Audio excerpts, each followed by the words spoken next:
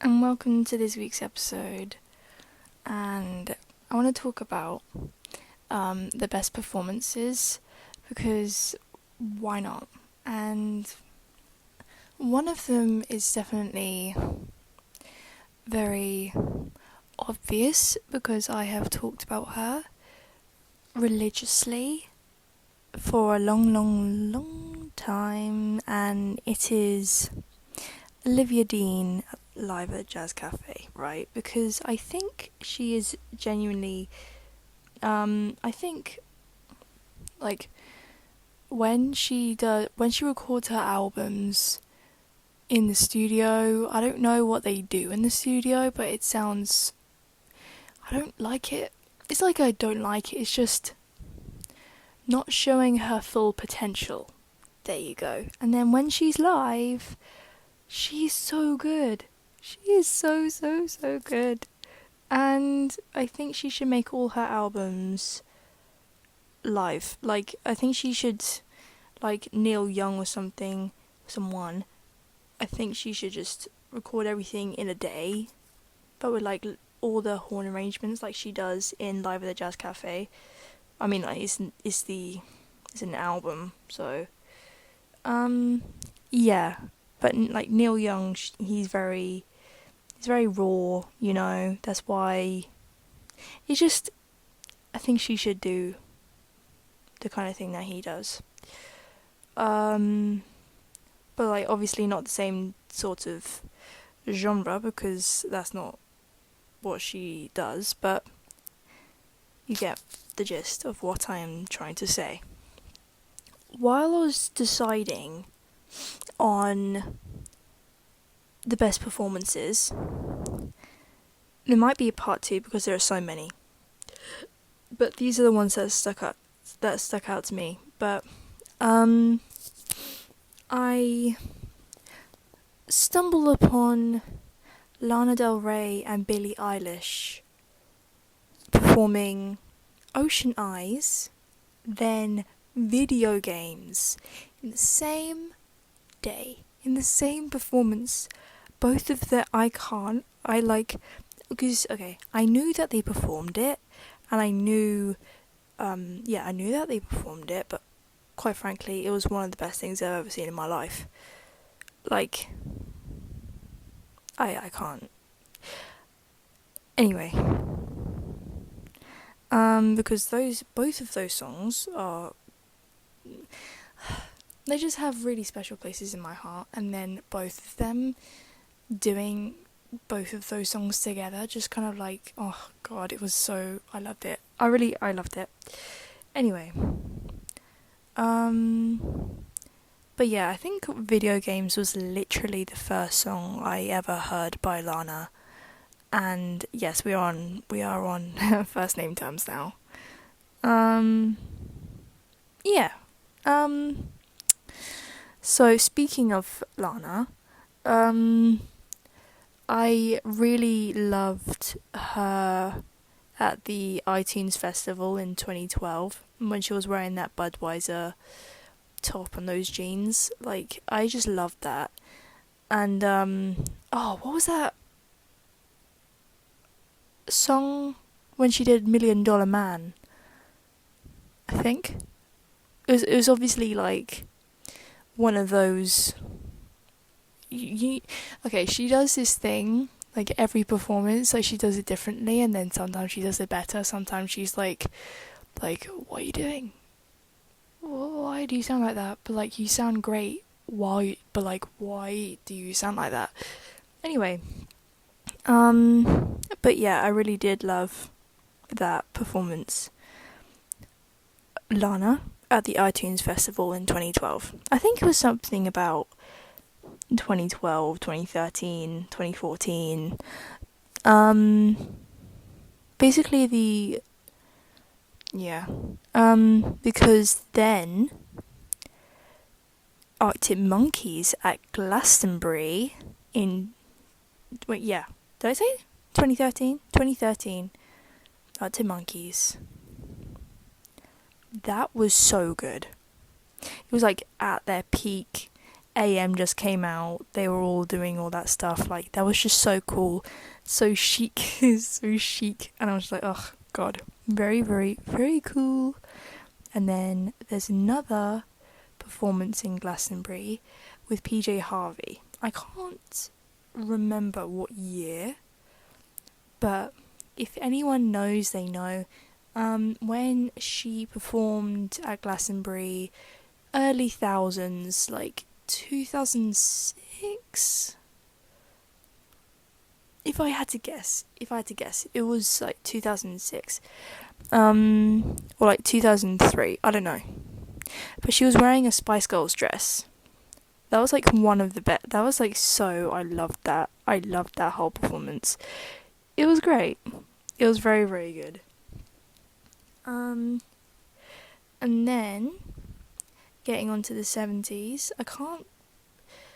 so there was Jimi Hendrix, who played in Hawaii in, I think it was like the early 70s.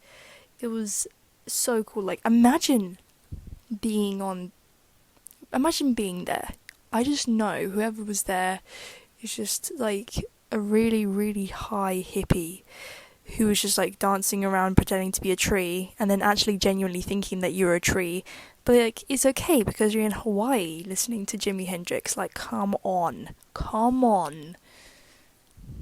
I just thought that was really cool. And then I think he died not long after that, I think. So that's why it makes it all the more. Wow. Anyway, so there was Jimi Hendrix in Hawaii. Then, this is one of the best things I've ever seen in my life. Fleetwood Mac performing Rhiannon in 1976. When I tell you, like, I think that should have been, I can't remember, I think that might have been in,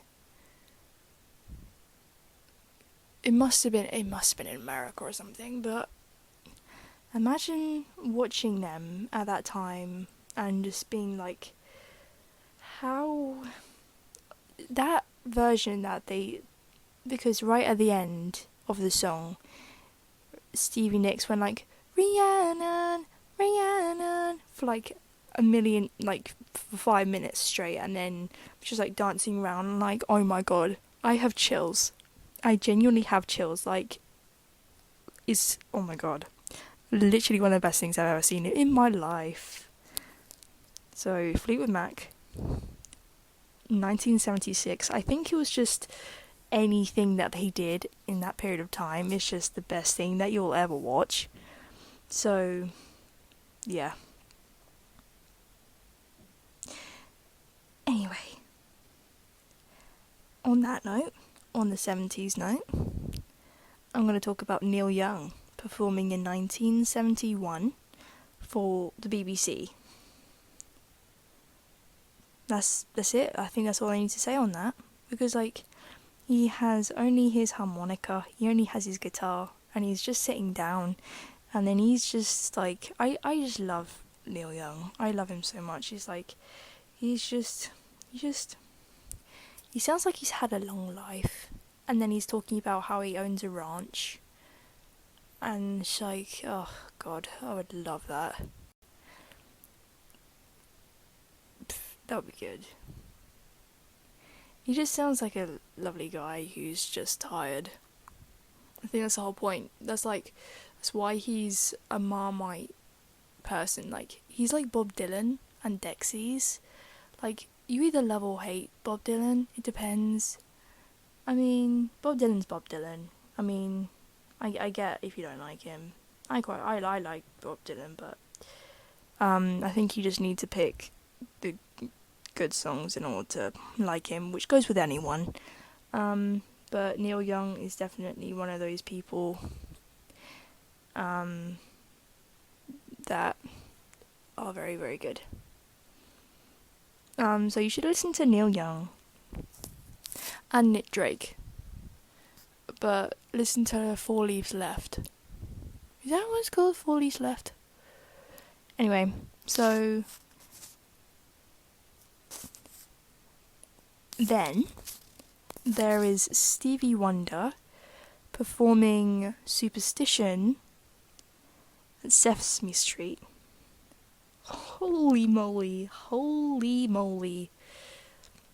Very, very good. Very, very good.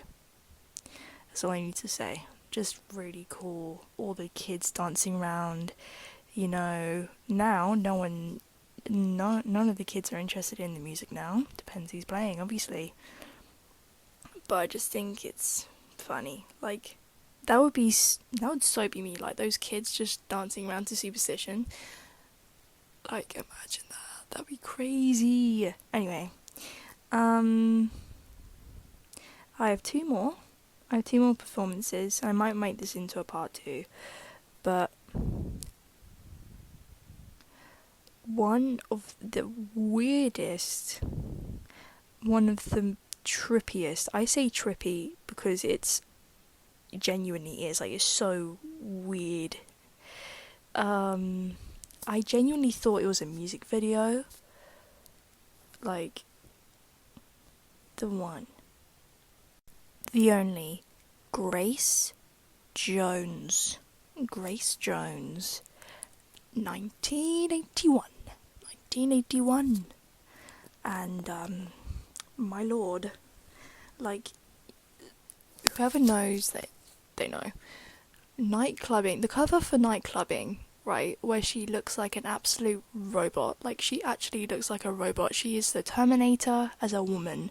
She is also, she has like the same ideas as like David Bowie, in the sense of like the persona of the female Terminator. Like, I love her. She is so cool. Like, anyway, so when she's on the cover of Nightclubbing, right, whoever doesn't know, I shall describe it to you. She doesn't look human. Like, she has a cigarette in her mouth, she's staring intensely at the camera, I assume, and she has this suit on with no top, and she has a button, and then she is like fully jacked and muscly, and I did not just say jacked, but I did. But yeah, she looks so cool. And then she was wearing that exact same suit when she was performing in 1981. And it's like for her one-man show tour. But if you see this, I warn you, it's really weird, and it's like, you can see why I think it's a music video. Anyway, I just love that. I just love it. It's like, it's not real. It's so surreal. It's just like, what the hell am I watching? Anyway, last but definitely, absolutely never to be forgotten least is the one and only Jeff Buckley.